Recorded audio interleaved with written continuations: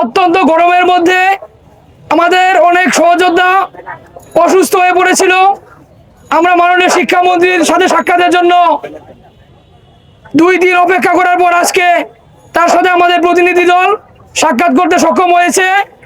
মাননীয় শিক্ষামন্ত্রী মহোদয় আমাদের যৌক্তিক দাবি যথাযথভাবে শুনে তিনি এটি বাস্তবায়নের জন্য সহমত এবং আশ্বাস দিয়েছেন। আশা করি মাননীয় শিক্ষামন্ত্রী মহোদয় আমাদের দাবি বাস্তবায়নের যে আশ্বাস দিয়েছেন সেটি দ্রুতই বাস্তবায়ন করবেন। আমরা আশা করি তিনি তার কথা অবশ্যই রাখবেন। আমরা 18তম শিক্ষক নিবন্ধনে প্রিলিমিনারি, লিখিত এবং ভাইভা 3 ধাপের চূড়ান্ত পরীক্ষায় উত্তীর্ণ হয়েছি। 18তম শিক্ষক নিবন্ধনে পাশের হার ছিল শতকরা মাত্র 3.24%। এটি অত্যন্ত কঠিন প্রতিযোগিতামূলক পরীক্ষার মাধ্যমে আমাদেরকে উত্তীর্ণ হতে হয়েছিল। আমাদের সাথে অনেকে অংশগ্রহণ করলেও 23,000 পরীক্ষার্থী কিন্তু ভাইভা পরীক্ষায় উত্তীর্ণ হতে পারেনি।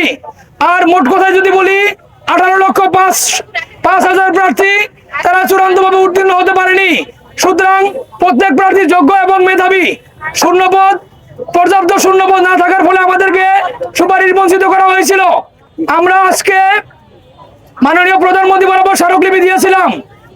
এই মানববন্ধন এবং অবস্থান কর্মসূচি চলমান রাখা অবস্থায় মাননীয় প্রধানমন্ত্রী এবং এনটিআরসি চেয়ারম্যান স্যার এবং একই সাথে মাননীয় শিক্ষামন্ত্রী সাক্ষাৎ করতে পেরেছি এবং আমরা এতটুকু আশ্বস্ত হতে পেরেছি যে আমাদের দাবি দ্রুতই বাস্তবায়ন হবে এবং সেটি নতুন সার্কুলারের পূর্বেই বাস্তবায়িত হবে, এটা আমরা আশা করছি। আমি আর কথা দীর্ঘায়িত করব না।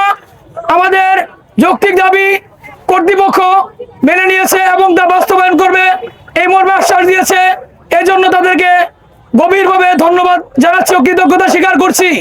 আমরা চাই আমাদের প্রাপ্য সম্মানটুকু আমরা রাষ্ট্র কর্তৃক যেই সম্মান তারা আমাদেরকে যাচাই বাছাই করেছে সেই সম্মানটুকুই আমরা চাই। আমরা কোনো বিশেষ সুযোগ সুবিধা চাই না। আর যদি আমাদের দাবি বাস্তবায়নে কোনো রকম ষড়যন্ত্র করা হয় আমরা কিন্তু আরো দ্বিগুণ হয়ে আমরা কিন্তু মাঠে নামবো। আবারও রাজপথ অবরোধ